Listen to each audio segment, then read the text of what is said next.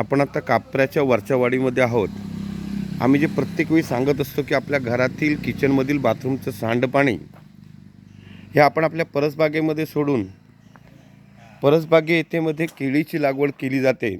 येथे वांग्याची रोपं होऊ शकतात. हे जे वारंवार सांगतो हे पुनश्च आपल्याकडे होणं गरजेचं आहे. हे आज आम्हाला कापऱ्याच्या वरच्या वाडीमध्ये परत पुनश्च पाहावयास मिळत आहे की ते बघा, या घरातील सांडपाण्याचा उपयोग याचे दोन फायदे होतात की याच्यातून भूजल पातळी वाढते. हे जे घाण पाणी आपल्याला दिसत आहे, घाण पाणी जमिनीमध्ये मुरलं जातं, स्वच्छ होतं, भूजल साठाही वाढतो, नदीचं किंवा नैसर्गिक जलप्रवाहांचं प्रदूषण होत नाही आणि केळी ह्याच्यामधील असणाऱ्या ज्या सर्व गोष्टी आहेत, म्हणजे या पाण्यामध्ये असणारे वेगवेगळे क्षार हे ॲब्सॉर्ब करतं.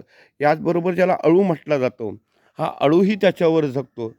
या गोष्टी अळू असेल, केळी असेल, यांचा जो गुणधर्म आहे की पाण्यातील नैसर्गिक असणारे क्षार हे शोषून घेतात आणि त्यांची वाढ मोठ्या प्रमाणात होते. हे आज आपल्याला ह्या कापऱ्याच्या वरच्या वाडीमध्ये आम्ही आलेलो आहोत. तर आपल्याला हे प्रत्यक्ष पाहावयास मिळत आहे.